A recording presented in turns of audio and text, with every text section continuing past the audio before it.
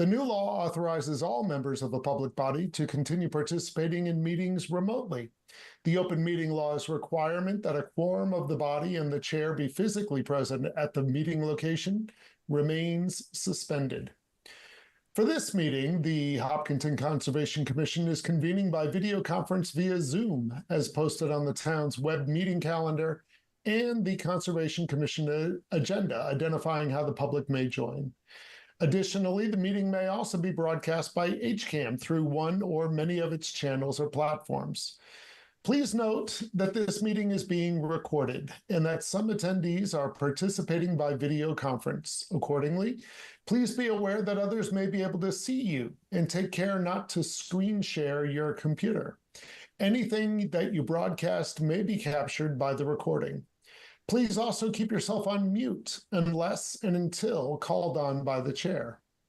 Supporting materials that have been provided to members of the commission for this meeting are available on the town's website.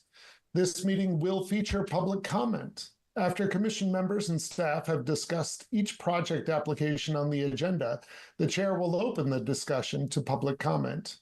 Members of the public who wish to speak are asked to identify their name and address. 3 minutes will be afforded for each public comment. Each vote taken in this meeting will be conducted via roll call of the members. I will now confirm which commission members are present. Chair Melissa Ricas. Present. Ed Harrow. Present. Matt Moyen. Present. Jim Cirillo. I can no longer see the screen. No. Ted Barker Hook is present. That's me.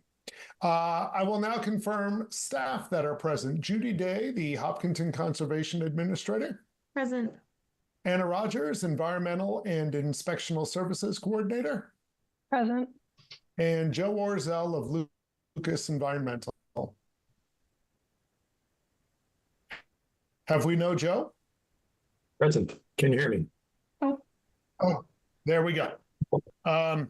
Okay, before I pass things on to Melissa, I just want to let everyone know that we have several hearings continued today. If you are here for those hearings, you are certainly welcome to stick around and hear what else we're doing, but we will not be discussing tonight the following.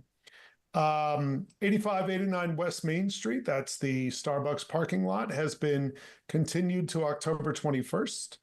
Wall Street Development, both hearings at 12 North Mill Street have been continued to October 7th. The Hopkinton Trails Committee, Chamberlain Street Loop Road, continued to October 7. 47 Oakhurst Road, continued to October 7. And in the work session items, the Legacy Farm North request for COC also continued to October 7th. That's it. It's all you, Melissa. All right. Thanks, Ted. All right. Being that it's just after 7, let's start with the few work session items. Melissa, Jim's here. Oh, hey, Jim. Glad you're here. Yeah, thank you. With difficulty signing in. Yeah. All right. So we talked in the last meeting. Carrie was on requesting our support for the Ice House Pond improvement application to CPC for funds to put together some concepts for the parking lot over there. So Judy drafted up a letter of support. I took a look at it, gave a few comments, and Judy updated it and reposted it probably around 4, something like that this afternoon. I don't know if everybody else got a chance to look at it, has any comments, or needs more time. Let me know what you think. I didn't read it, but I have full faith and confidence in you guys to send it. Okay. Yeah, I read through it most. It looks good. Okay. All right. Then I didn't read it, but I approve whatever you said. Thanks, Ed.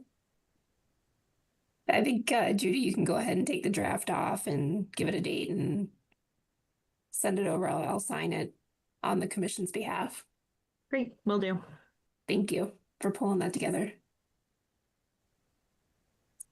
All right, next up we have draft minutes for review. So we have our February 11th minutes, and then we also have our September 2nd from our executive session. Did anyone have any comments on those or not have enough time to review them? I made a comment and I believe it's been recorded. My initial report was pretty helter-skelter because I was off on my morning walk with the dog and trying to multitask, which of course we know we don't do very well. Dangerous, Ed. I was only walking. So, do you need more time, Ed, or are you No. It got caught and fixed and it's Okay. all set. okay? All right. Okay, with that being said, then can I get a motion to approve both of these sets of minutes? I'll make that motion. All right, can I get a I'll second? second. I'll second. Great. All in favor, Ed, Aye. Ted, Ted is an aye. Matt, Aye. and Jim. All right. Great.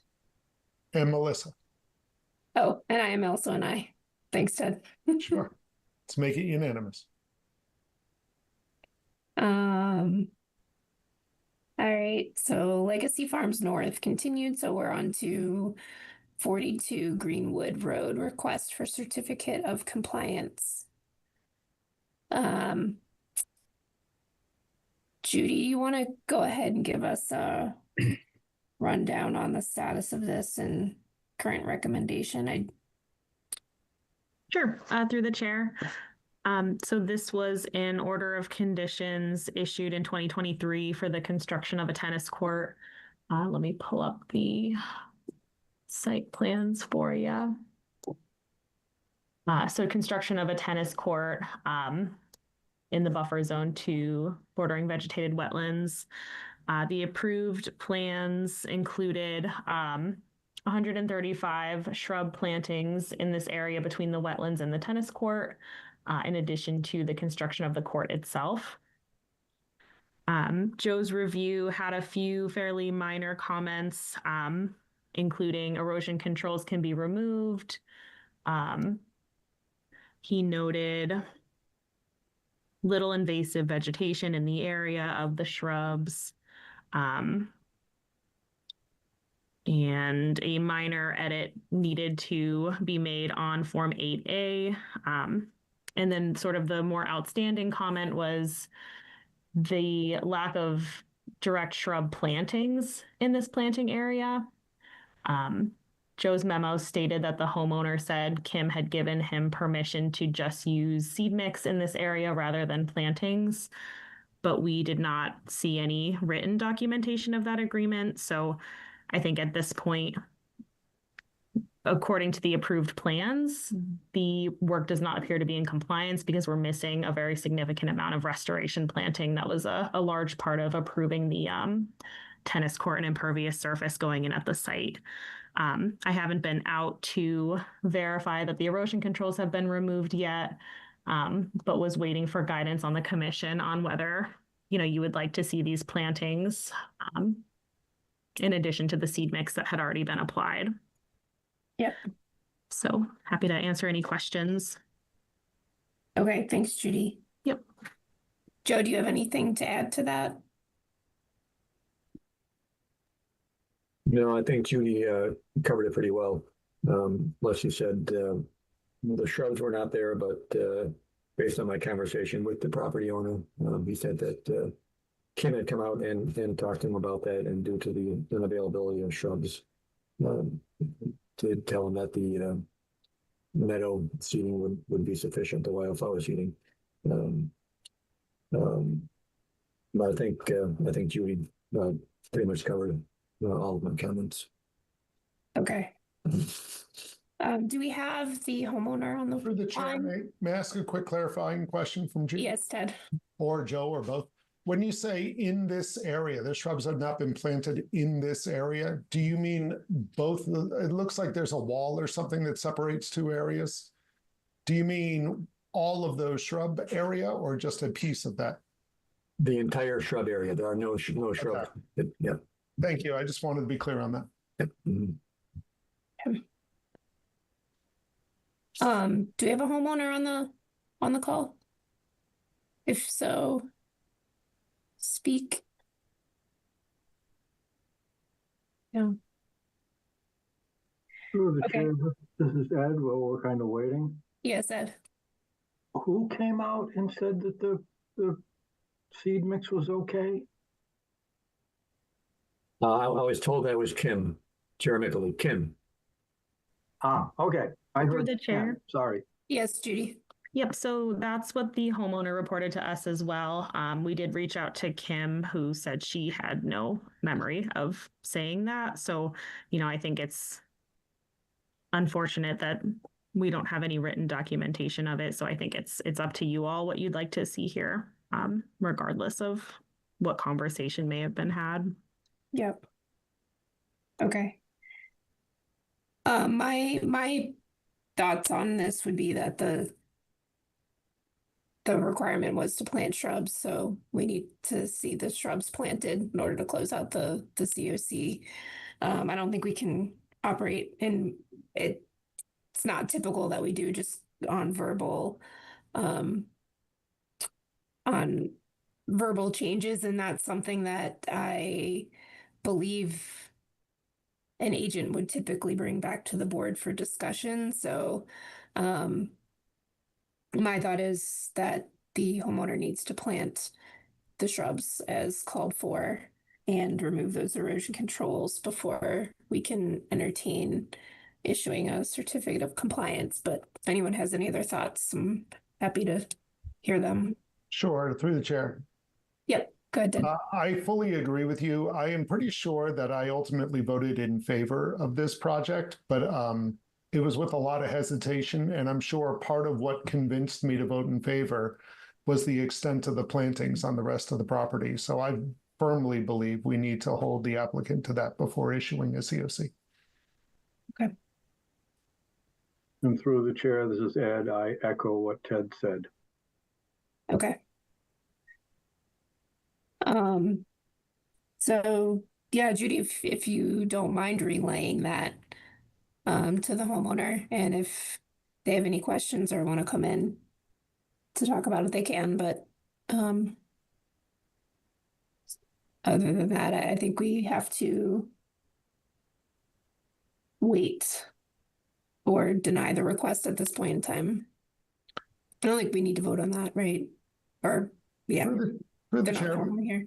may I Yes, ask go ahead. another question? As I'm looking at the plan, I'm remembering one other aspect of this project, and that was that to get access to the backyard, they had to go through, was it Halt Land? Who controlled the neighbor? Was there a discussion or an expectation that would stay access way through Halt Land, or was that to be returned to a natural state? I don't have a memory what was decided about that land once construction was done. Yeah, through the chair, we do have a letter from Halt allowing them to use the easement for access to the rear of the property. Continued beyond just the construction. Yes. I mean, I think there's also some conditions. So notification of when the easement will be used, barriers to be erected around neighboring trees. That I don't know if these have been met, but it does appear that access is allowed, at least for heavy vehicle and equipment transfer. I wonder if, since we are not approving the COC right now and you'll be reaching out to the applicant, I wonder if those things ought to be checked out. And maybe it involves getting in touch with Halt to see if they're happy with how the agreement's going. Yeah, I can do that.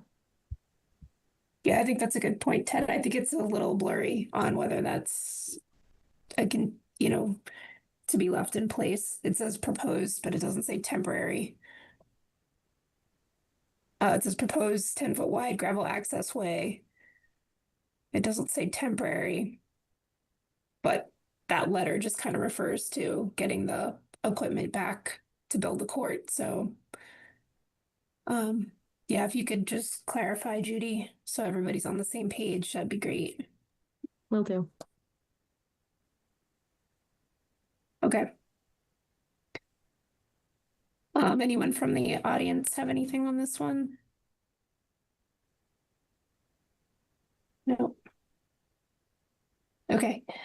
Being that it's 7:15, let's move up to the new hearings. Ted, would you mind reading this? Not at all. The Hopkinton Conservation Commission will hold a public hearing on Tuesday, September 23rd, 2025 at 7 p.m. virtually online to hear all persons interested in a notice of intent filed by David Harris to replace a septic system with associated site work. Location 2 Curtis Road, Assessor's Map U13, Block 36, Lot 0. Thanks, Ted. You're welcome. Do we have the applicant or someone representing the applicant on the line to tell us about the project? Yes, I am here. Hi, Joe. Mark, good evening. Members of the Harris family are on the call as well. I thought I would lead off and start the discussion rolling, and then we can dive into any topics the commission feels they need a little more info on. This is the Harris home at number 2 Curtis Road, which you all know is right opposite the front door to Western Nurseries. They are the first house on the right, number 2, 11,500 square foot lot from 1951. The home that you see here in the center, circa 1955. Existing garage in the back, a Bitcont walk to the north side. The rest of the lot is almost entirely, save the front walkway, it's almost entirely lawn. Having been involved a few years ago with Across the Street, very early on, we asked Scott Heim to review the site and delineate any wetlands he saw. That's the area in green against the rear boundary line. Flags 1 through 6, Scott established there. So as you spool it out, your 100-foot buffer is very near Curtis Road, which is against the right-hand side of the page. With that info, it seemed highly unlikely we would get a replacement septic system in the back, even though the piping leads to a small tank, size unknown at the rear. I just didn't feel there was enough room for a septic system.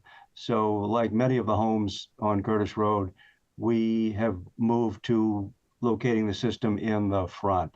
So the existing tank will be demolished in compliance with the local Board of Health regulation.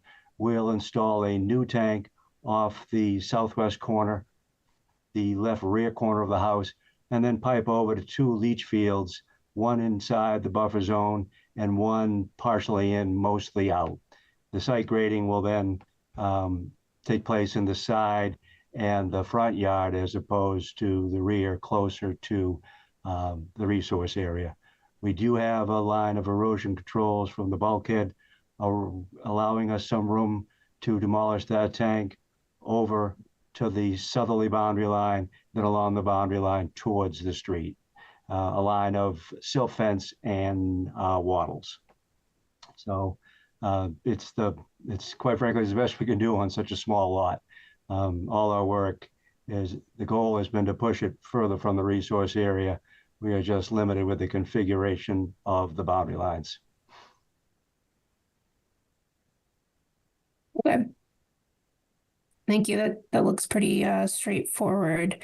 Joe, I know you looked at this. Can you give us just a high-level overview of comments? Sure. So with respect to the delineation, I thought the delineation looked fine. One of the flags was missing, but based on the other flags, I thought it was generally looked appropriate. I did note that on a previous review, of the adjacent lot at 4 Curtis. I had noted that there was some hydric soil quite a ways up gradient in the lawn area of one of the flags on the adjacent lot, which I took a look at just to see roughly where that might put the buffer zone. And I think any of the proposed work would still be beyond 50, or any of the proposed stuff would still be beyond 50 feet from where that hydric soil was located. Although in looking at it most recently, I did not see hydric soil right up gradient, flag number 1, which was the general location of where that other offsite flag was. So I think there's probably a break in soils here where it's non-hydric and then it may become hydric. And I had speculated on the previous filing for the adjacent lot that it's possible that hydric soil might have been related to a failed septic system right in that general area. So I think the delineation as it's shown in there is okay. And even if hydric soil is more extensive, I think we're still outside far enough away with the proposed work. I didn't see any other wetlands that within 100 feet other than those delineated.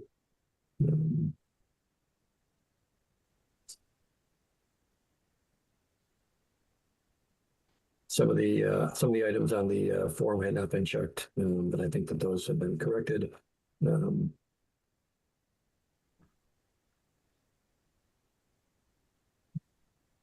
I think the PIB markers have been added. And I think that actually takes care of all my comments. I don't have anything outstanding at this point. Okay. I do have a question about so there's the 3 PIB locations that are shown as proposed on the plan. To Joe Marquardt or the homeowner, the intent of those, because they look like they are in the lawn area, is the intent to not mow anymore beyond where those medallions are being placed? Can you talk about that for a minute? Sure. What we did was we took the plan, the commission reviewed at number 4 from 2022 and placed the PIB, the most southerly near the boundary line, about the same location as that, figuring that it must have been a thoughtful decision by the commission to place it there. So then it was more or less a straight line along the parallel with the back of the home. The idea would be to maintain lawn up to those, and then beyond that, let that go natural. There's a very aggressive knotweed and invasive species out there that we kind of didn't want to see take over the entire backyard.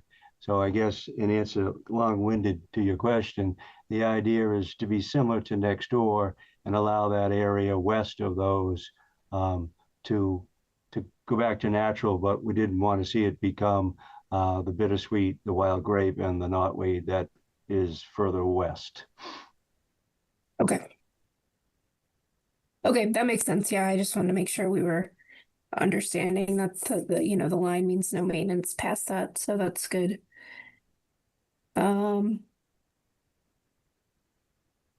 I don't think I have any other questions or comments. It looks pretty. Does anyone else on the commission have thoughts on this? I just have a really small question. Yep.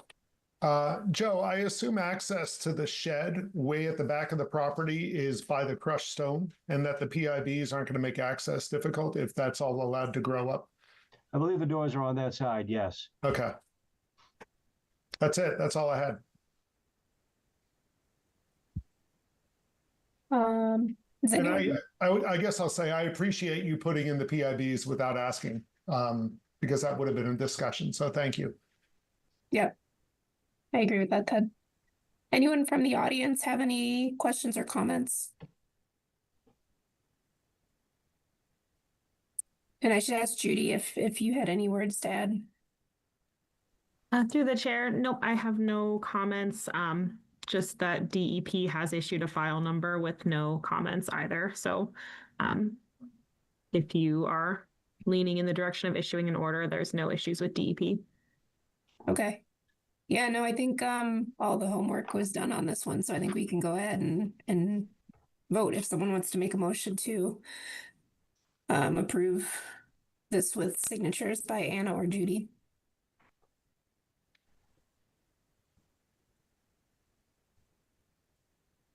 Can I get a You need motion? a motion? Yes, I do. I'll make the motion. Can I get a second? I'll second. All right, all in favor, Ed, Aye. Ted, Ted is an aye. Matt, Aye. Jim, Aye. and I am also an aye. So thank you for making that easy for us. Okay. Thanks very much. All right. Good night. Good luck.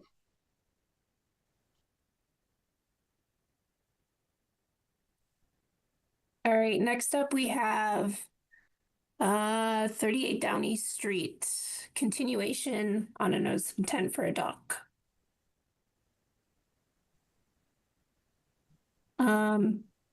Hey guys, Matt Morrow here representing Al Needham, who is also present this evening. Okay, welcome. Thank you. If I could share my screen. That's okay with me, Judy, if you want to turn that over.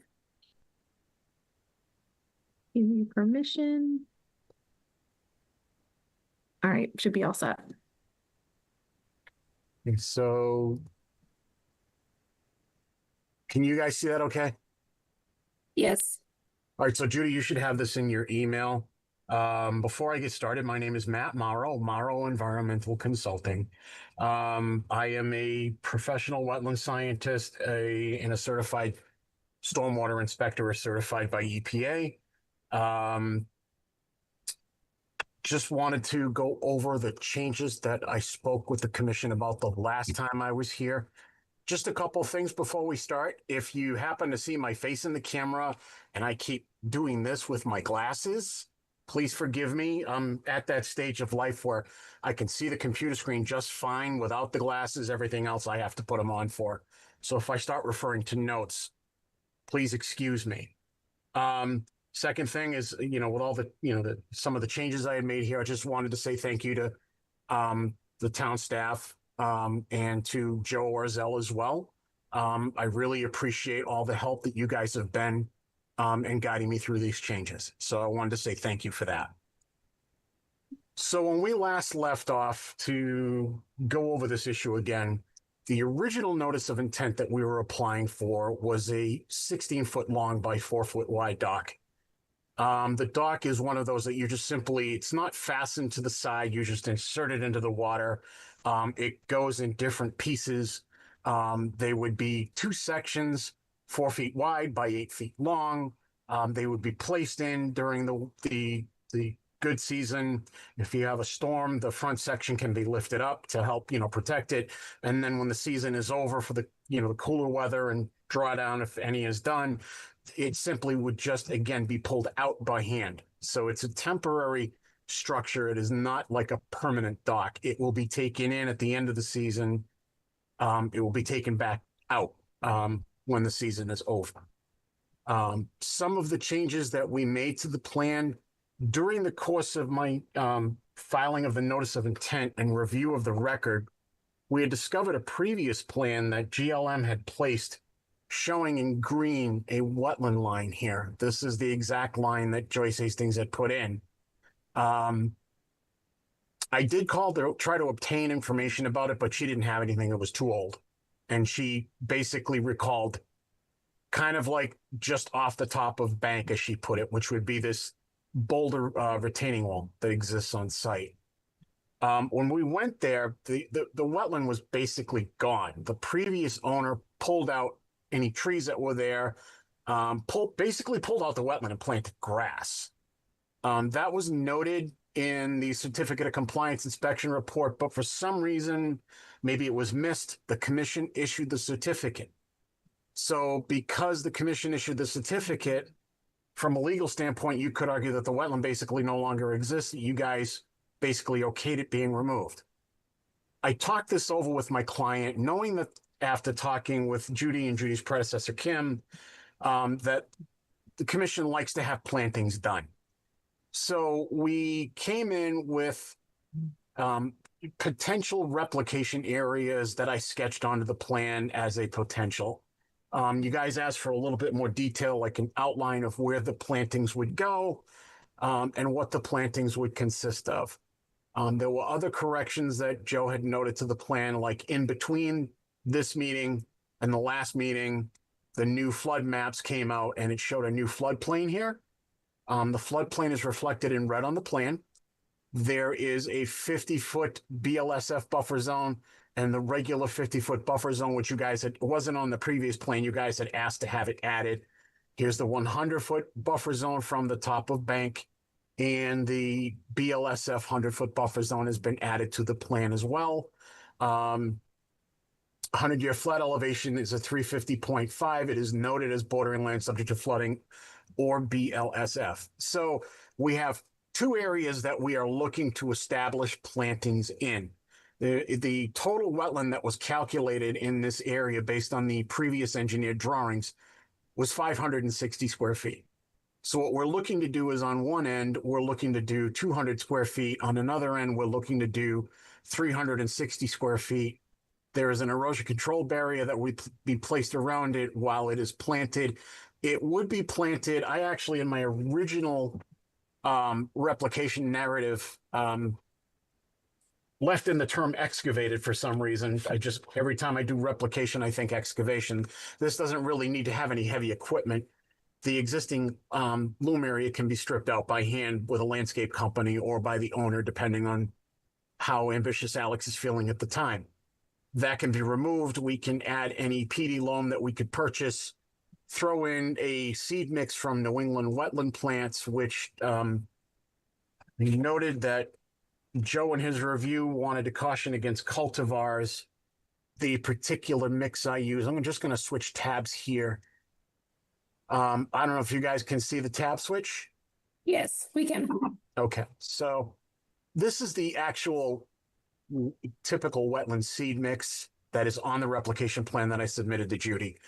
That is done through New England wetland plants. They do not use, these are native seeds. They do not use cultivar seeds in their mix. So there will not be any cultivars in this. I have recommended a planting of about 21 shrubs. They would be highbush blueberry, winterberry, and meadowsweet. Everything would be planted in basically equal amounts. So you're talking about like 7 or 8 of each. They would be planted throughout that section. It would allow for the wetland to reestablish. There wouldn't be so many shrubs planted in the small area that it would actually block out the growth of your herbaceous layer that would be reestablished.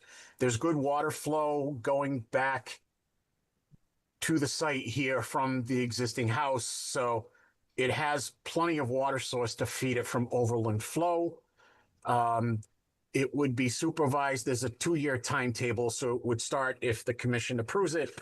Like as soon as an appeal period would expire, we could start working on the plantings. It would be a 2-year monitoring with reports to the commission twice a year during like the end of June during the start of the growing season, and then in October at the end of the growing season. The dock, and I'm going to kind of switch this over. I believe it was Joe also noted that there was not a profile submitted. So I did a rendering here. So essentially the dock would be placed in the water. It wouldn't be anchored. It wouldn't be anchored on the bottom. It would just be placed in the water itself. It would be 2 sections long, 2 8-foot long by 4-foot wide sections for a total of 16 feet.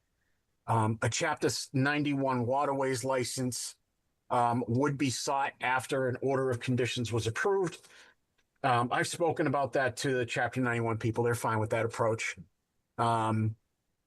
They don't mind. As a matter of fact, they seem to lately, I've noticed on other filings in other venues, have asked applicants whether or not a commission has already approved it. So they're actually looking for approvals now a little bit faster than they normally have been, at least from what I'm seeing out there. Let's see what else. I'm going to minimize this screen. Here's a photo. Can you see the photo? No. Okay, so I'm just gonna stop the screen share and then I'll just go to the photo. Thank you for bearing with me. Computers can be real funny. Some computers it'll work, some it won't. Okay, this is a photograph of a typical 4-foot long by 8-foot wide aluminum dock. You can see here that a section can lift up. That would be used for safety during non-use and storm events during the season. If the storm event is going to be too heavy, just like in the off season, when the boating season is over, it can be lifted out by hand. It's nothing that's permanently affixed. So that's basically it for the updates. I can go over anything else that you guys need to go over. Comments, questions, smoke signals, whatever you guys want. No, thank you for that information on the dock. Because I think that's a piece we're missing. That looks like the dock that they have over at Sandy Beach. If anybody's been over there, the new one that they put in. Joe, before I go any further, I guess I'll ask if you have any thoughts, comments. I'm guessing this is the first time you're seeing this plan that addresses some of your comments. Correct. I think a lot of my comments were addressed. Couple maybe outstanding, or maybe possibly I missed. I know I noted that the narrative that was previously submitted had described that the wetland delineation had been reconfirmed. Typically, if the delineation confirmation is done in the field, we like to see some data sheets with that, just to show what was looked at, what was found. I didn't see any data sheets with what was submitted. With respect to the comment on the COC possibly being issued, possibly being interpreted as there not being a BBW present anymore. I don't know if I necessarily agree with that. The COC is looking at conditions based on what was approved, and not necessarily the current conditions. There can be changes in what was previously delineated and what exists now. So I would think that any wetland that exists now, if it's present, would be valid, and not the COC wouldn't make that go away. The FEMA firm, the new elevation has been included. I didn't notice were there PIBs on the new plan. I might have missed that if there were any PIBs proposed.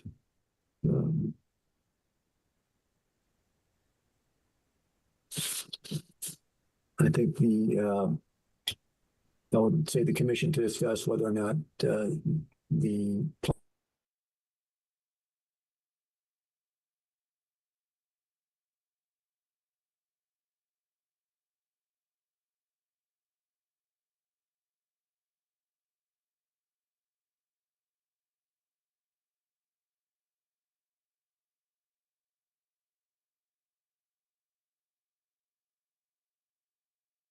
I think the plans are fine.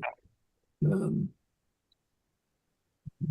I think it was mentioned that there would be no soil excavation required. So I think that comment goes away. We just recommend that if any soil disturbance at all is proposed, that then I would recommend a erosion control barrier. But if there is no digging required or soil excavation, then we probably don't need one. And I think that pretty much covers any remaining questions that I have. Okay. Thanks, Joe. If I may, Madam Chair. Yes. Okay, so with respect to the certificate of compliance, don't get me wrong. I adore Joe Orzel. I have a great deal of respect for him. In this case, I have to disagree with his interpretation. The certificate of compliance is issued. If there's any changes noted that the commission is made aware of, and it decides to issue the certificate, then it is approving those changes as a matter of fact in law. In this case, it was actually Joe that wrote the report alerting you guys to the fact that the wetland was removed. That's in your file. That's where I got that information from, was your file. So when you guys approved it, I'm not saying you guys, I don't know who was on the commission back then. It was like, I don't know, 4 years ago, 3 years ago. You guys approved it with a report filed saying that the wetland was basically removed. Speaking to my client, he wants to make sure that this is right. The certificate of compliance being issued was a condition upon him being able to close on the house. I'm not going to guess as to what happened. It's really not my place to do so. Things happen all the time. I mean, I know I'm a conservation commissioner and a former full-time agent myself. So I know that, you know, stuff happens. Believe me, I've been part of it. You know, so it's not like, you know, anyone is like trying to say, oh, well, this shouldn't happen. Or it did. So we're trying to deal with it by saying, okay, this is what happened, guys. We want to put the wetland back. This is what we estimated the square footage. I removed the language from my narrative about, it was a good point that Joe had about verifying the delineation, because what I should have put in was that I verified, or I attempted to verify with Joyce Hastings, what the delineation was. I did have it put on this new plan by the engineer of record that drew this. As far as redelineating, everything is basically the wetland was taken out. There were trees there that were taken out. Everything's been kind of twisted around and beat up. We just want to basically put it back. That's really all this is about. As far as that certificate of compliance goes, there was other language that Joe noticed, and Joe, all the stuff you pointed out in the narrative on the language discrepancies, I've made sure to clean up. So that's been addressed. But really, that's it. We're just, you know, the whole thing was just supposed to be just a dock. We were supposed to file, and I don't mean that in a way to minimize any impacts to wetlands. Saying the whole original NOI was supposed to be just for the dock, and it's turned into this, unfortunately. So. Right. Okay. No, I appreciate the thoughts with Joe and Matt. I think similar to an application we looked at last week where we were trying just to repair an existing wall. I think this is a similar case or a similar approach. There was a dock in place at one point in time, and you're proposing through this notice of intent to replace or put a dock back. And along the way, when we have applications, we've been trying to promote as a commission some filtering buffer strip along the lake to improve water quality. So I think for me, that's what this application is about, and what I would want to focus on is, you know, replacing a dock, and is there any, you know, good things we can do in addition to that, which you're proposing by additional plantings to replace lawn area. I think that for this, as far as whatever the wetland line was at one point in time, whatever it is today, whatever it will be in the future, I'd like to just vote on this or look at this application with the caveat that we are not approving any wetland line. If that's possible, I think it is, unless Joe or Judy tells me otherwise or advises against that. But can we? I would stipulate to that, Madam Chair, that we're not approving any wetland. I would stipulate to that. Yeah. If anything, this wetland redone would bring up a new wetland line. So when the certificate of compliance would be sought for when this thing is grown in, I would offer to the commission, because it's very easy for the engineer to do. We would take this wetland. I would have Joe examine it. If he agrees that the thing is taken successfully, we will redraw the buffer zones on the submitted certificate of compliance request, showing the limits of the new wetland boundary and its applicable buffer zones. Do you follow me? I do. The only thing that's tripping me up is I believe Joe had alluded to hydric soils throughout that area in the lawn, and I don't know if we would just approve a wetland line around those boxes if there's hydric soils in the lawn and we're kind of ignoring that area. I don't know if you have any thoughts there, Joe. I'd be inclined just not to establish a new wetland line for this particular application. Maybe I would not establish a new line for this application. Yeah, And would wait until if there's a future. Matt had mentioned Yeah. if a certificate is requested, then it could include the proposed areas, the proposed restoration areas, if they are successful. Yeah.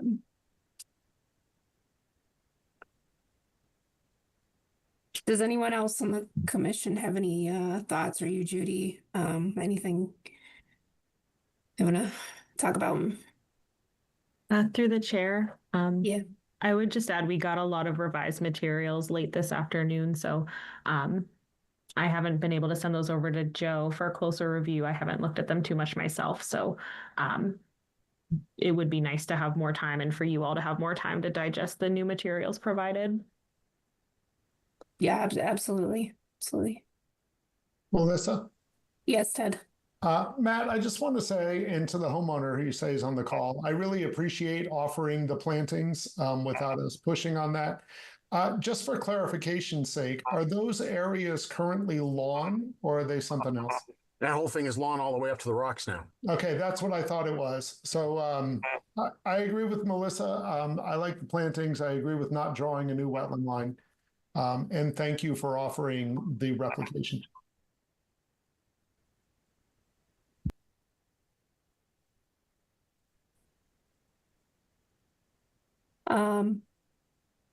Anyone in the audience have any questions or comments on this?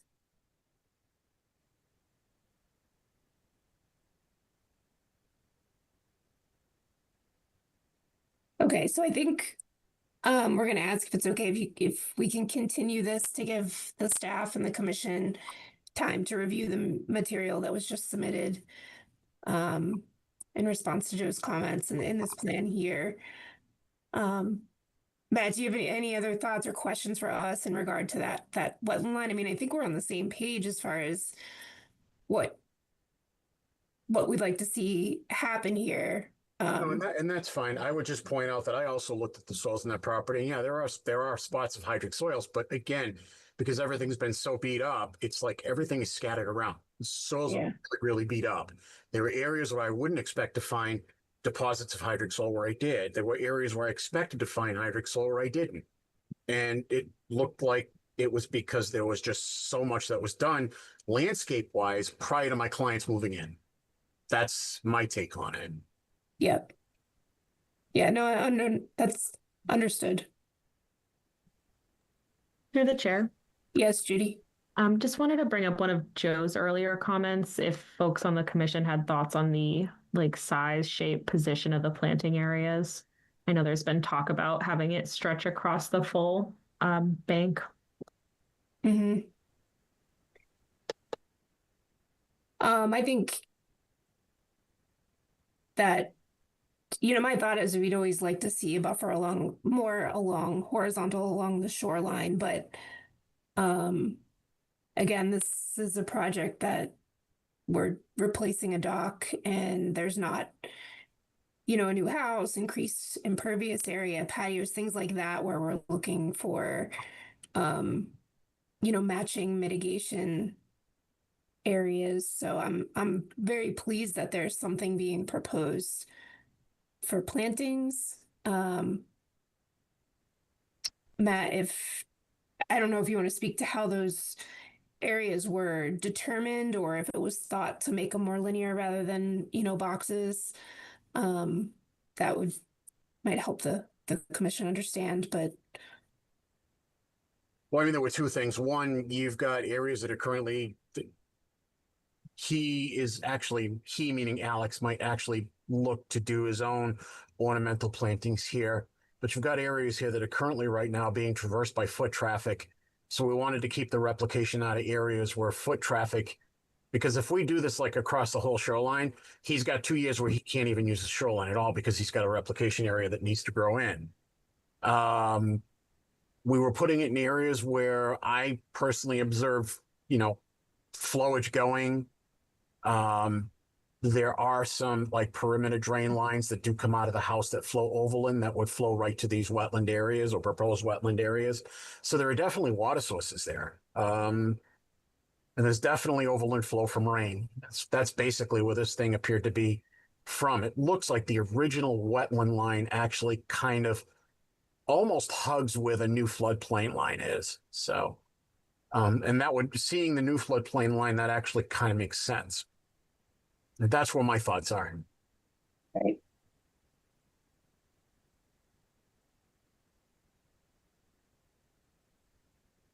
Through the chair. Yes, Ted. I'll again echo that I'm appreciative of the plantings.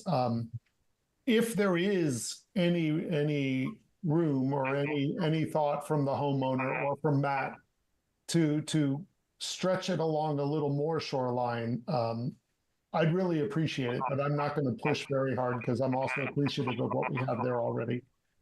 But since part of what we're worried about when we ask for these plantings is lawn runoff, chemical runoff from lawns into the lake, if there could be a little bit more, if it could be reshaped a bit to allow a little bit more protection to the lake, that's what we're asking a lot of other applicants to do. If there is no room for that, okay. But if that could be considered, I'd appreciate at least a consideration of it. Okay, I will speak to my client about it. Absolutely. Thank you. You're very welcome. Okay. So if no one has anything else, I'll ask for a motion to continue this out to the next hearing. What is the next date? Yeah, I'm just checking that. That would be October 7th. Is that Yep, that's right. work? We will make it so. Okay. Pardon the Star Trek reference. Can I get a motion? I'll make that motion. And a second? Second. All right, all in favor, Ed? Aye. Ted? Ted is an aye. Matt? Aye. Jim? Aye. And I am also an aye. All right, thank you for all your work on this. No, thank you guys for all your input. I really appreciate it. I know it's a really weird situation, but It is an odd one, yeah. I seem to get all the good ones. Anyway, good night, guys. All right, Good night. good night. Ed, I hope you see how much space I'm giving you to make motions. I have noticed that there's an extraordinary lack of. I am biting my tongue. I don't want to get you angry at me again. All right, next up we have REC Hopkinton 0 Lumber Street, notice of intent. Do we have a representative on the call for this project to give us an update?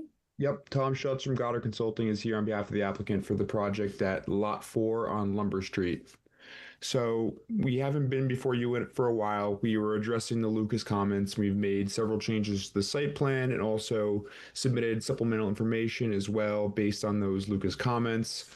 Myself, Sophie Esdale, and Joe all went out for a site walk to review the wetland delineation. We ended up moving or changing 8 of the flags on the locust site. That included GCA 2, 3, 5, 5-1, 10, 13, 16, and 20. And that changed the wetland line a bit, also changed the buffer zones a bit. So some revisions had to be made to the site plan to accompany that.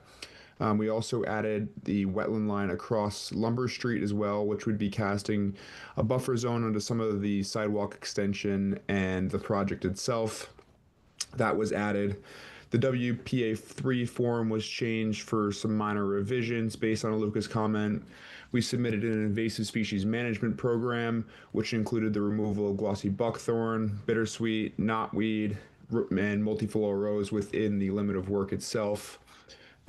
Additionally, we pulled together a tree clearing plan with the total amount of trees that are going to be cleared for the project itself. That's going to be 57 trees. There's not going to be any trees removed within the bordering vegetative wetland. There's one tree that's proposed to be removed within the no disturbance zone, 10 trees to be removed within the no build zone, and then 33 trees within the 75 to 100 feet buffer zone. These species include red maple, crabapple, white pine, red oak, white oak, Norway maple, and white ash. And then as mitigation for this, we're going to be proposing 6 red maples, 5 spruce, 7 serviceberries, and 20 creeping junipers, which are all native to the region and are mitigation for the removal of the trees for the proposed building and parking lot. So back to the revisions to our site plan here. Do you mind just pulling up the actual site plan? We had to change the building itself or move the building itself because the changing of GCA 2 through 5 moved the no build buffer zone slightly towards the original location of the building. So we had to move the building itself outside of the no build zone. It currently is now shifted outside of that successfully. It has not changed size. It's still currently 2,400 square feet. The access drive was slightly widened to account for the shifting of the building and then also to account for trash pickup access. We also included PIBs, which are going to be cedar posts with placards around the limit of work, and those are shown as small black dots on this site plan itself. Those are placed around the no build zone on the site itself. There's no change to the amount of disturbance within the buffer zone. We're still at 0 square feet of the no disturb zone. We have about 7,200 square feet within the no build zone, and that's primarily for the infiltration system in the stormwater swale. And then we have about 12,900 or so square feet within the actual buffer zone, 75 to 100 feet. There is some small changes to the no disturb buffer zone off-site for the sidewalk extension, though that increased a little bit. We also received stormwater comments and we responded to PIRE's stormwater comments. I know we just received a second letter today. We haven't had a chance to review that yet, but we'll be getting back comments as soon as possible. I think that's it for me. If you have any comments or questions, we'd be happy to answer them. We also have G&H, the engineers, on the line tonight who can address any of the stormwater related questions you might have.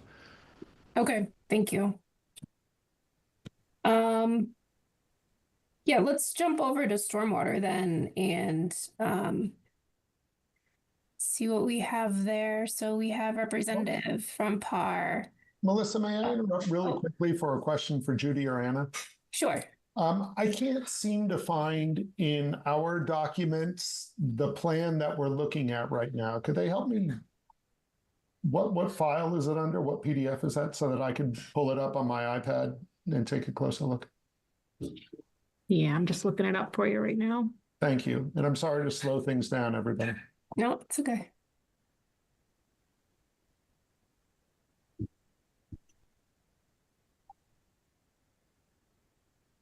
It would be site plan revision dated September 9th.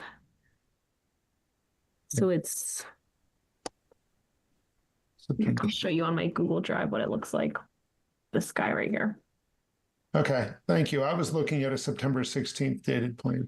All right, September 9th. Thank you. Sorry to slow things down. Yeah, I think those are the stormwater plans, the 6. Okay. Okay. So jumping to stormwater, Bobby, you're here. Yes. Welcome. evening. Good Thank you. evening. Do you want Yeah. to kind of give a high level on what's outstanding from the comment letter that you provided? today? Sure, yesterday? sure. So my name is Bob Sykes. I'm an engineer with Park Corporation, the town's peer review consultant for the stormwater management design for the application. So yeah, we reviewed the initial documents received on, and they were dated June 17th, 2025. And we reviewed the plans and drainage report. I think we had 13 original comments relative to the documents, and our comment letter dated August 12th. So the applicant submitted partially revised documents on September 9th with an interim response to comments, and additional revisions were received on September 17th and 18th with a complete response to comments, with several responses indicating that the comments were requested to be discussed with PAR and the commission at this hearing. So we identified through our review of the response to comments that about 8 comments appeared to require some additional action. So happy to share my screen and we can go over those comments now, or we can go over the comment letter in its entirety, whatever's preferable to the commission. Sure, that's fine, Judy, if you want to give him the screen.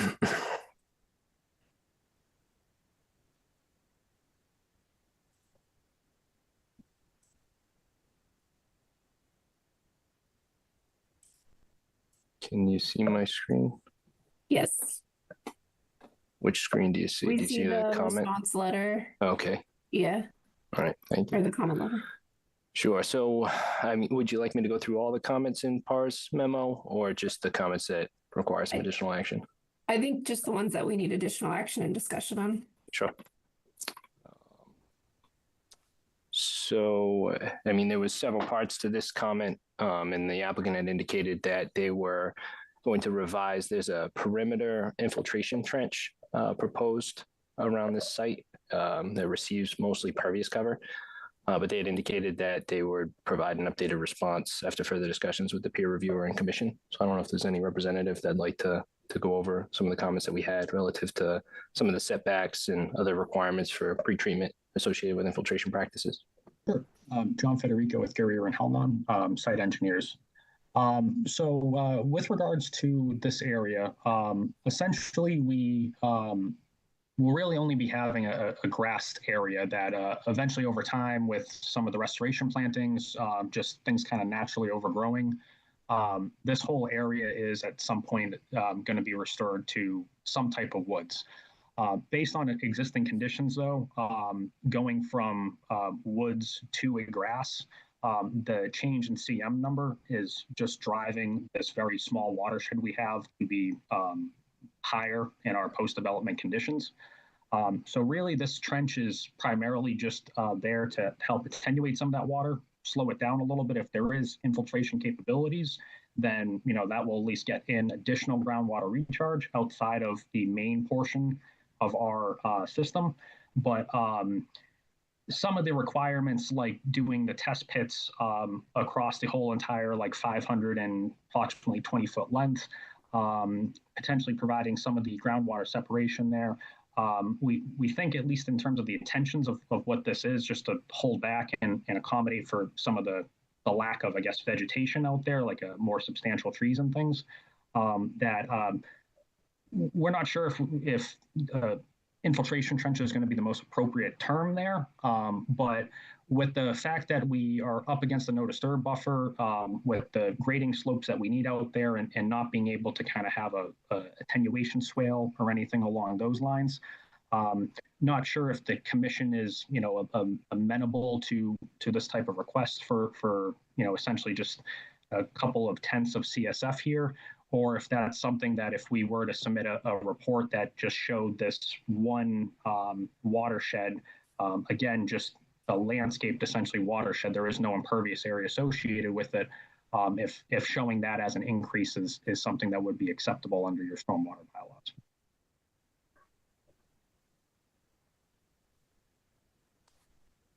Yeah, I sorry. Yeah, go ahead. No, go ahead. Yeah, I know. I agree with what the applicant saying. I just want to just point out that it doesn't meet some of the requirements if it is going to be identified as a infiltration practice. Wouldn't meet potentially the groundwater separation, the offsets to the septic and so on. So we have revised it, at least with the September 16th plan, and the details will refer to it as such, as like an underground, we can call it like a subsurface trench if that's a little bit more applicable to get around, I guess, the technicality of calling it an infiltration trench. We would be intending it to essentially be grassed above it, for at least a minimum of 6 inches. That stone that would be in there would be wrapped in filter fabric. So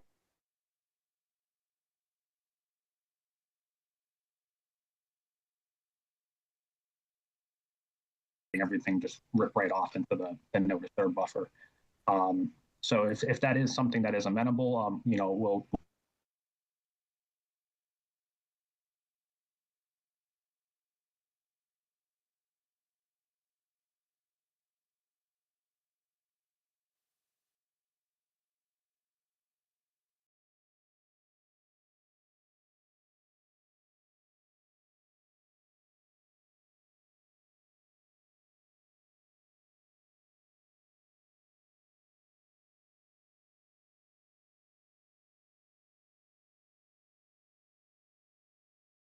Yeah, it makes a lot of Recording in sense. progress. Okay. Okay. Okay. What's next? We had a question relative to there's a 6-inch overflow from the underground infiltration system. Just clarity as to where that discharges and how it functions. There was a response that that it was revised and added to the sheet, but I think it's still difficult for us to interpret where it discharges. And then also we had a question relative to constructability, just with the elevations and the rim elevation of the structure that it's discharging out of. So understood for that. So as far as that goes, I did make a revision there, and I did catch that the structure height was still a little bit short there. So we will be picking that up. It still will blend in naturally with the grading that we're going to have out there. The 400 elevation would still work with the existing grade that we are proposing. And then essentially, it's not going to be a concrete stormwater structure. We're intending this to be essentially like similar to like a plastic yard drain. It would be essentially a 3-foot CMP, an HDPE pipe that would be there with essentially like a screw-on lid. So we're not necessarily anticipating to have like a 6-inch top slab or anything that we would be conflicting with. And if the language is a little confusing, we can recall this like a 6-inch essentially like a notch, or I can define it as like a 6-inch by 6-inch cutout versus like an actual pipe elevation or pipe culvert, if that helps clarify anything on that end for it. I will have essentially like a little outlet control structure detail that will be updated for you to kind of further clarify that. yeah, I think the detail will clarify. So Perfect. should be sufficient. Thank you. Yeah, so we had a question relative to the detail of the infiltration trench. I think it was indicated in response that there was additional details added to the construction details. Those were not provided to us, or we didn't see it in the plans that were provided to us. So, any detail relative to the section and construction methods for that infiltration trench would be requested. I'll definitely make sure I'll double check that plan set. I apologies if I sent out the wrong detail sheet there, but anything new sent out will also include the reclassified trench that we just discussed. So all that will be properly addressed on it. Okay, and similar to this next comment too, some of these other the inlet curb detail, frame grate, typical trench details, so on. So, yep, I have added those in as our own details. But I am going to be including the specific town PDFs as well, just so to further clarify the issue. And if anybody from the commission has any questions, please feel free to chime in. Thank you. On the drainage report, so this was an accepted comment, but we just want to make the commission aware special permits required for the project being located within the Water Resource Protection Overlay District and proposing more than 2,500 square feet of impervious area. And then also the applicant had added an ADS Barracuda stormwater structure in lieu of an oil grease or sediment trap. So we accepted that comment, or the response to that comment. Special permit will be required. Okay. Yeah, I believe in Judy, it's written into any orders that we issue that all other permits in town have to be satisfied for ours to be valid. Yeah. And we are intending to go in front of planning board. We just wanted to make sure we had a majority of the conservation comments addressed before officially making that filing. So anything special permit related, we'll get over to the appropriate board. Okay, great. This was just, I think there was some utility information missing from the operation and maintenance plan. So if the utilities can just get added to that operation and maintenance plan. Understood. My apologies. I misinterpreted your comment. When I was thinking utilities, I thought only stormwater utilities for the operation and maintenance. I'll definitely make sure we do add in the water and gas, electric, and Septic. Thank you. Seating dates. So there's obviously several parts to this comment here relative to the erosion sediment control plan. I think the only thing that was missed was the seating dates. So if you can just update the plan to include the seating dates. Just to clarify that comment, are you looking for like a specific date or like a seasonal type of date to be included? Like Yeah. fall of 2025 or spring of 2026? Okay. Time of year. Okay. For seating dates, yeah. Thank you. No problem.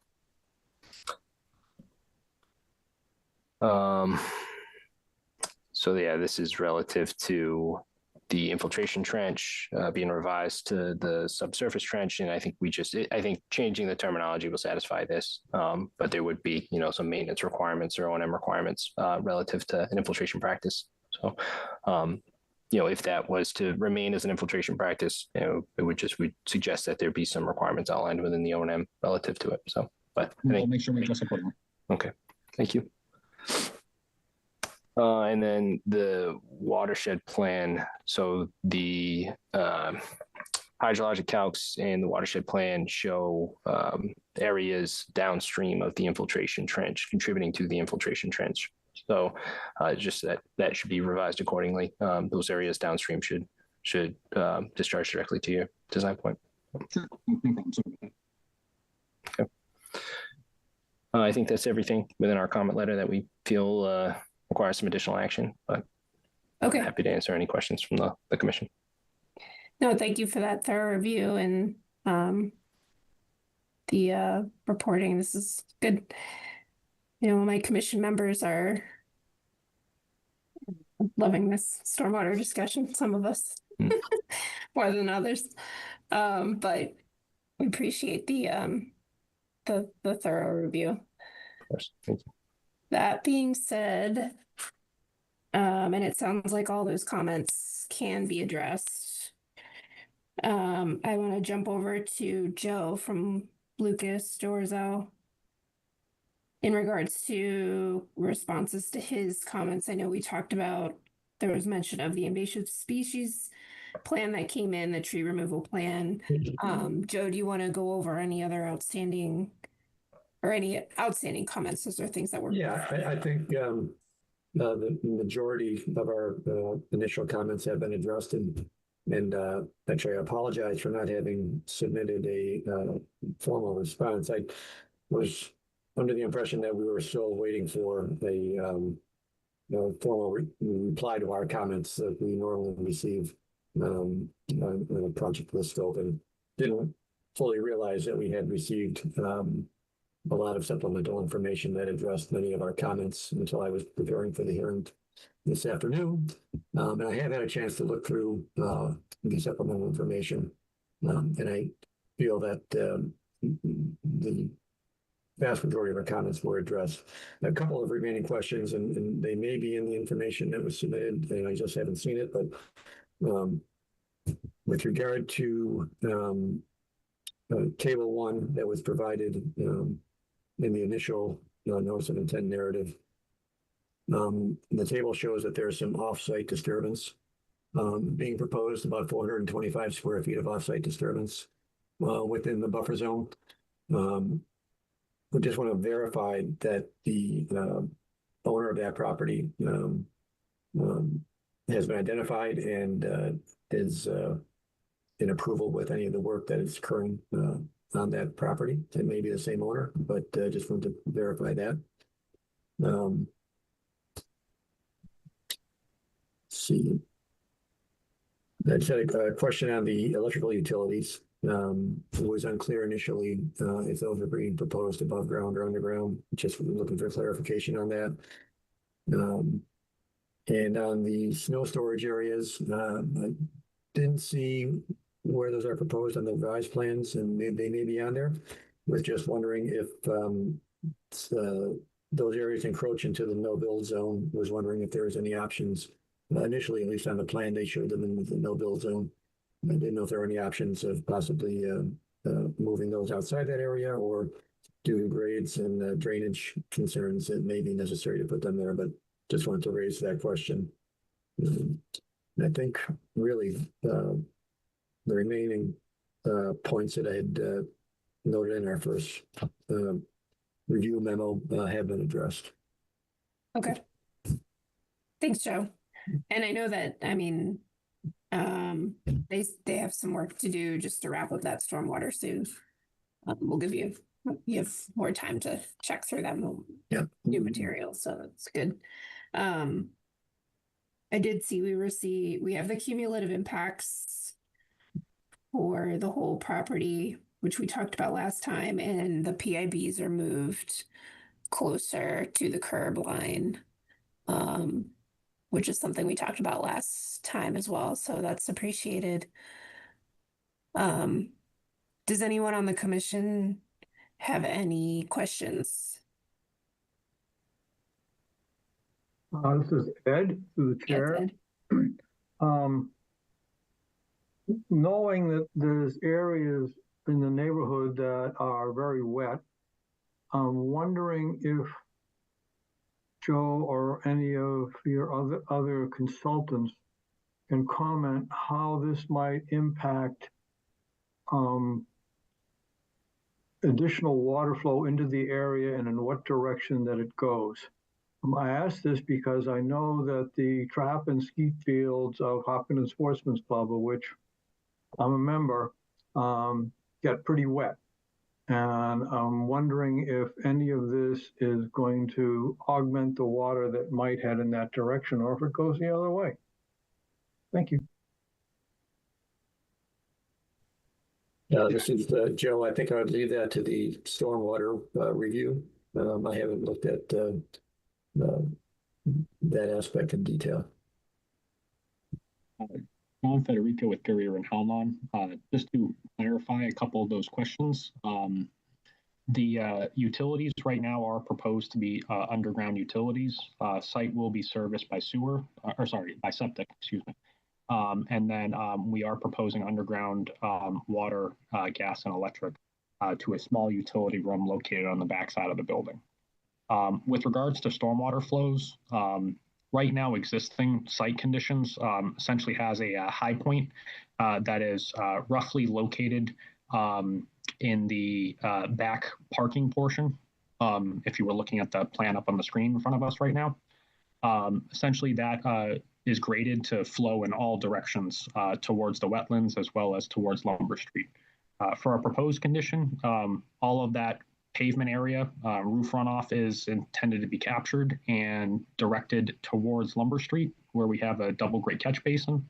Anything picked up by the double grate will go into our infiltration system, and the outfall of that will be occurring essentially towards the front of the site, where the two manholes are shown just outside of the no build and no disturb buffer lines.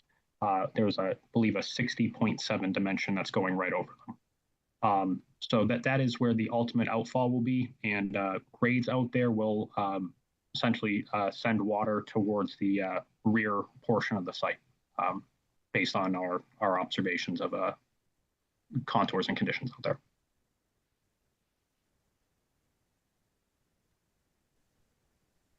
If I may also address Joe's other question about who owns the area where the proposed sidewalk will be placed. It's owned by the town, and the sidewalk was a request of the planning board when this project was going through it.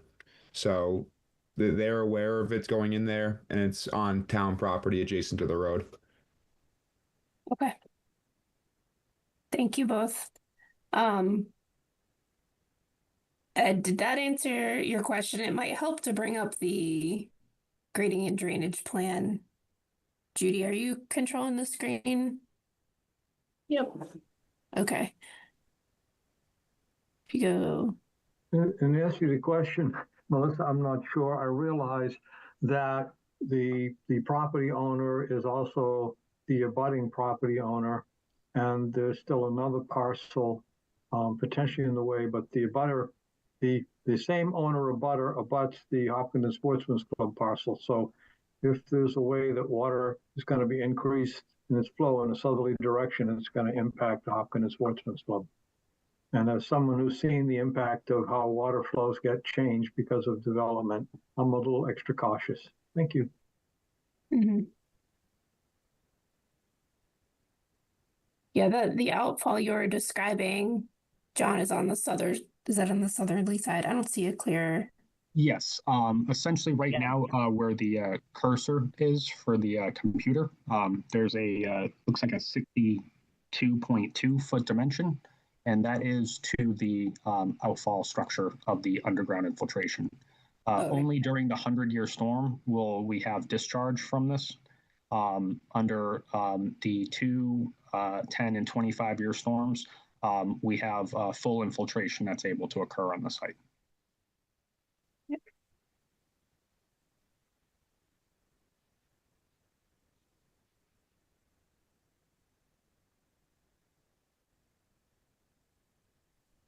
Any other questions while we have all the design team on the line here?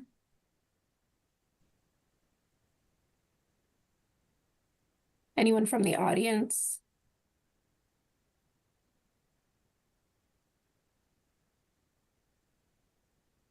Okay. Hearing none, I think we'll go ahead and continue this out if I can get a motion to that effect. The next meeting is October 7th. Will that give you all time to address the stormwater comments, and Joe or Zell for you to review information and get it back to Tom?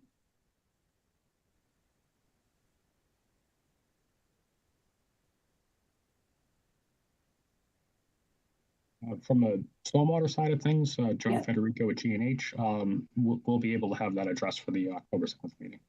Okay. And Lucas Environmental will be able to finalize our new memo. Okay. All right, then can I get a motion to continue this out to October 7th? So moved. Is there a second? Second. All right, all in favor, Ed? Aye. Ted? Ted is an aye. Matt? Aye. Jim? Aye. And I am also an aye. Thank you. All right, thank you all for coming out tonight. Thank you.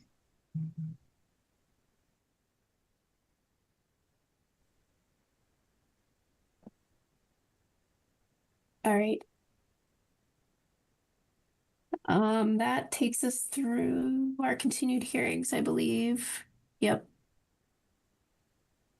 So we'll jump back down to work session, and we have 100 Ash Street, a violation discussion for a shed. Judy, I think I'm gonna ask you to give a little background on this. Sure, through the chair.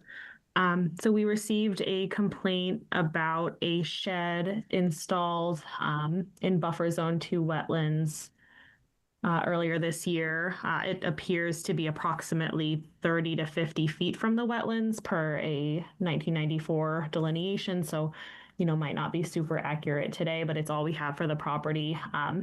So roughly in this location at 100 Ash Street. The shed appears to have been built within the tree line, so we're not sure if trees were removed to install the shed. And there does appear to be a gravel path leading to the shed coming off the driveway and running behind the house. The homeowner has not provided the exact location of the shed or any details about how it was installed, so whether trees were removed, what the footings are, that sort of thing. But did provide a response letter, which is saved in the public folder for folks to access, where he touches on prior use of the area in question as kind of storage, as well as concerns about runoff coming from Ash Street. So I guess I'm happy to show pictures, but looking for guidance from the commission on any desired next steps in terms of enforcement or requesting documentation from the homeowner. I'm happy to answer any questions. Okay. Yeah, if you want to put up a picture of the shed, that might probably be helpful. Okay. And I think just for the benefit of the commission, because I get copied on more emails than others, I think you've done or our staff has done already kind of a preliminary reach out to the homeowner, requested more information on the shed. That's already been done at this point in time, right, Judy? So I don't think asking is necessarily going to get us additional information, informally asking, because we've already gone down that road from what I understand. Yeah, that's correct. Okay. Do we have the homeowner on the call by chance? If you are here, please let us know. Flipping through who's left with us, I didn't see anybody that looked like a homeowner for this Okay. one. All right, so it seems like at this point, in order to get information and work with this homeowner, we probably need to put together a violation notice to officially put them on notice for the shed being built in the buffer zone without permission, and requesting any additional information we need as a commission to kind of help them or guide them as to what type of approval process we might need to go through, or whether the shed needs to be removed, whether it could be something that's an RDA or an exemption, or, because we really don't have information on the shed itself. So my first thought is to put together a violation notice documenting, what we'd be looking for, asking them about whether trees were taken down, if there were, how many, maybe what the previous condition of the area was, if it was lawn, if it was woods, obviously if there were trees. Since we do have that plan, this property came in front of us a year or two ago, I think, when the house was being flipped and they paved the driveway. It was gravel. So maybe sketch on one of those plans, tape off from the house or whatever the dimensions of the shed on the plan. Just provide them with some direction on what type of information that we need, and a date for them to come and talk to the commission. I think that's what we've done in the past in these type of situations. I don't know if anyone has any thoughts, discussion points on this. Melissa? Yes, Ted. I believe if the homeowner were here, based on the letter that we have in our documents, the homeowner would suggest that there was a shed there before, that there's always been a shed. What I would point out is, okay, but when we have someone wanting to rebuild a house, they need to ask for, they need to come to us with those applications. If someone wants to rebuild a shed that's within our jurisdiction, they need to come to us. The mere existence, if there was a shed there before, the mere existence of that does not then permit replacing the shed without coming before us if it's within our jurisdiction. So I would just point that out if the homeowner is listening at home or is going to watch on HCAM later. Right. And Judy, the plan that you had up there, the previous plan, did not show this shed on it. Yeah. And I'm guessing when it did come in front of us a year and a half, whatever it was, 2 years ago, there was no mention of this shed. We probably would have talked about that if it existed at that point in time, I think. Yeah, I didn't see it in any of the pictures taken at that time. Okay. So we can, this is something we can put in the violation notice and request information on if they installed this shed or not, but I'm thinking this is something new. Since we didn't necessarily pick up, but we could have missed it last time too. I don't know. Does anyone else on the commission have any questions or thoughts on this before I open it up to the public?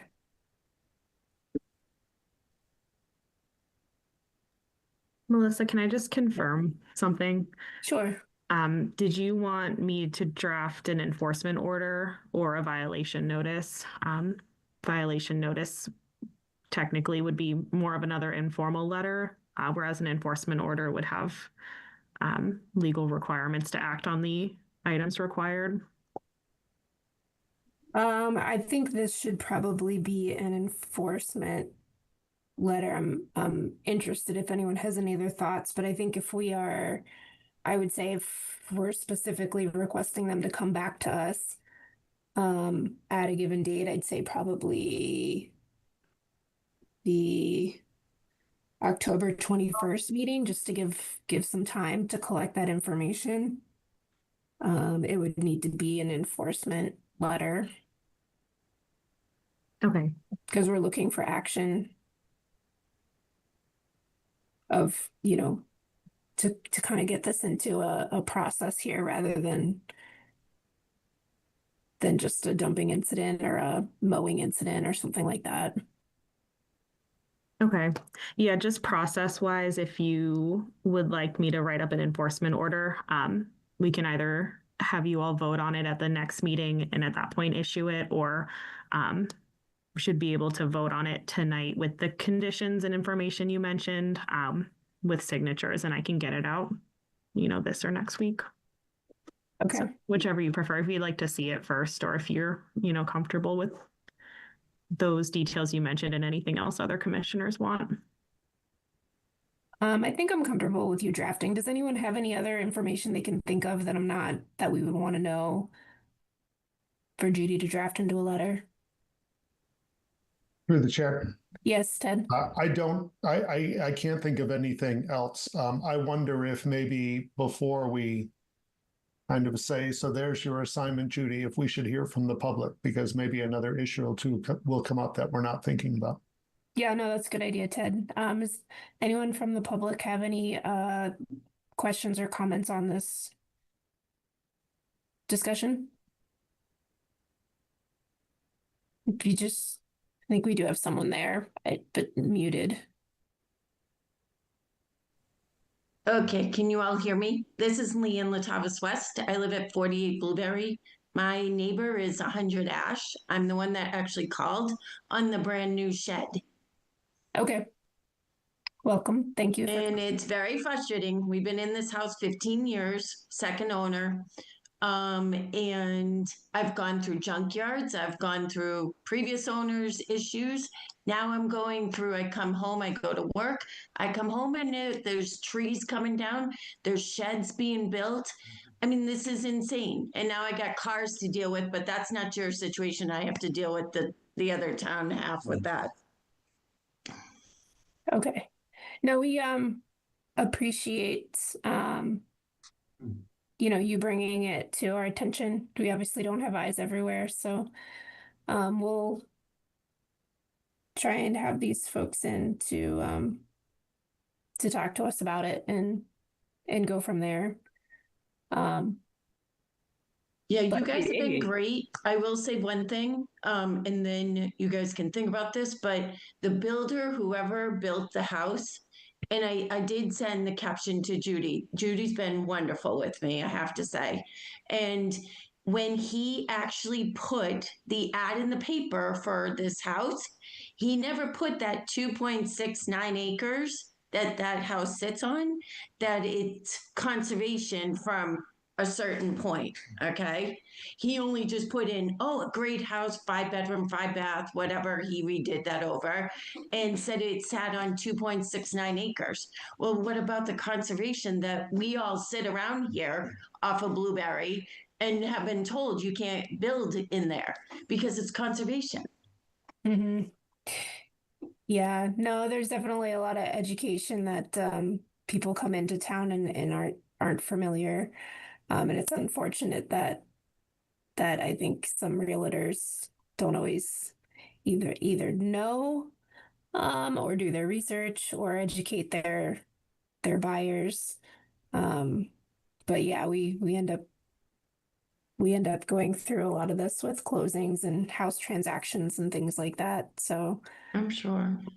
yeah, hopefully we can have some discussions and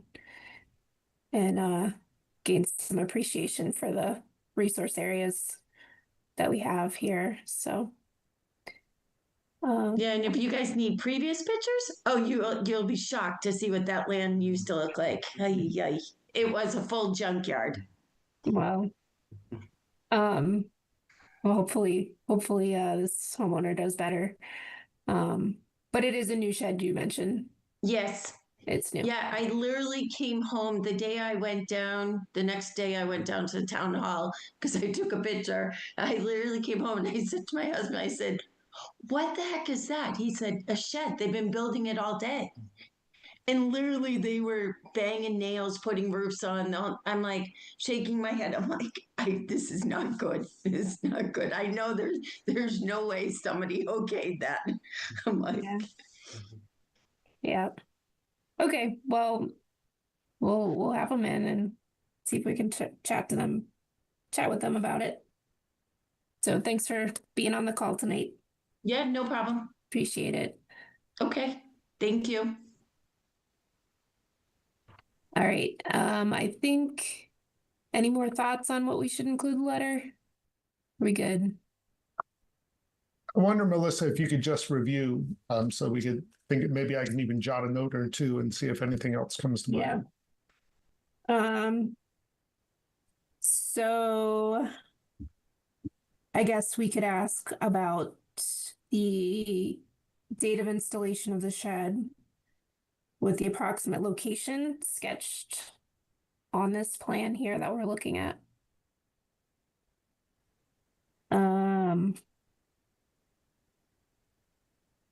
Maybe we want to say tied off from the house. That might help make it crystal clear what we're looking for. The previous condition of the area where the shed now sits, so whether there were trees taken down, and if so, how many.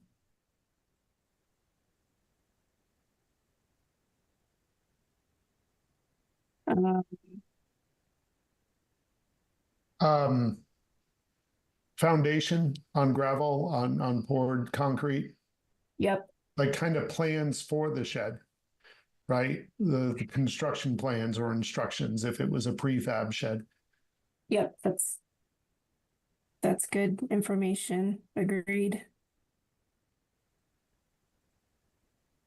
Size of the shed, if I didn't say that, if that isn't obvious, catching it on, but dimensions of materials.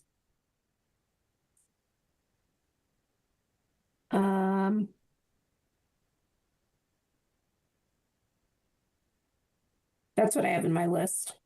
If it occurs to me, since we don't have a plan that shows the shed, if there was any paving to get access to the newly built shed, that would be part of a plan as well. If it's simply grass or whatever the yard was, then fine. Yeah, I know there was some gravel put in, so if you'd like extent of gravel or anything like that. Yeah, you can put that on there.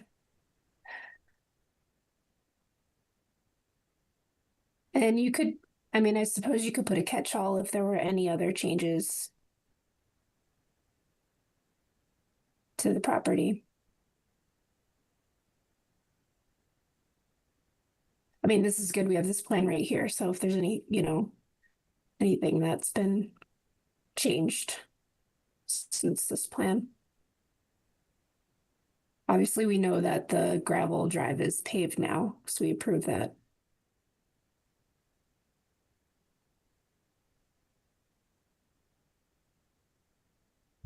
And then, yeah, the meeting October 21st. I mean, I think that gives enough time. We're not asking for a survey or wetland delineation or anything like that. And maybe have materials sent like a week in advance for Yeah. time for review. Right.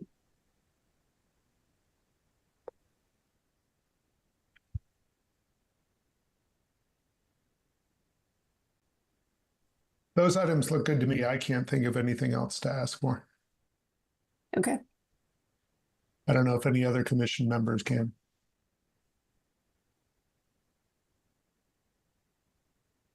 I think that'll at least give us enough information to talk with them about what type of filing would be needed.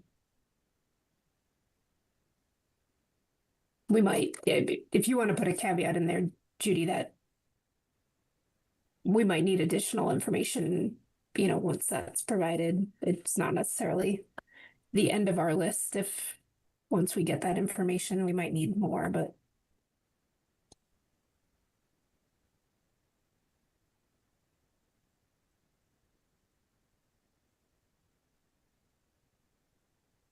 okay. I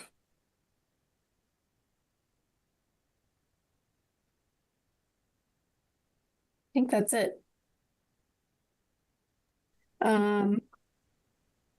Yeah, so we just need a vote to have me issue an enforcement order with that language, with signatures.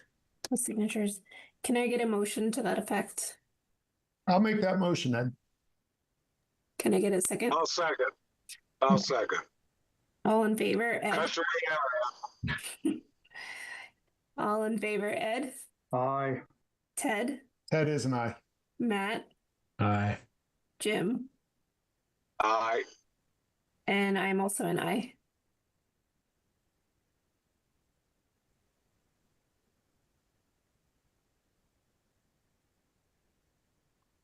All right. I think that's anything else, Judy? Nope, that's it. Just a reminder, we have the cleanup this Saturday, so if folks want more information, I think I sent out the sign up link earlier this week. Yep. Should be fun. Hope there's enough trash. Hopkinton's a very clean town. That's a funny hope. Yeah. Hope there's enough trash. You gotta look far off the road to find it. I would contest that assessment. This time of year, it's tough with all the leaf cover to find that stuff. I feel like the spring is when it. I can tell you that Wood Street, as you get closer and closer to Westboro, has more and more trash. Although I will say Harvey's was out today picking up, but I only saw them on the Westboro side of the town line. I didn't see them on the Hopkinton side. They've been reluctant to come to the Hopkinton side lately. There is plenty of trash along Wood Street on the Hopkinton side of the bike. There sure is. All right. We're still trying to recruit new members, so keep getting the word out. Yeah, and I have done that. I think I've reported to Carrie or Melissa that the party's interested but is tied up with Chuck Joseph's Hopkinton History Talk through the end of the month. So that's all I can tell you at this point. Okay. Yep, just keep talking it up. And I did tell Judy I'm gonna try and go to the Lake Maspinock Weed meeting on October 2nd. At least so we have somebody there. Awesome, thank you. They seem pretty active right now with all their education campaign for September, so that's good. Good to see. All right, can I get a motion to adjourn the meeting? So moved. And a second. All in favor, Ed, Aye. Ted, Aye. Matt, Aye. Jim, Aye. and I'm also an aye. Thank you, everybody. Yeah. Thank you, everybody. Have a Good night, everyone. Good night, everyone. See you. Bye. Bye.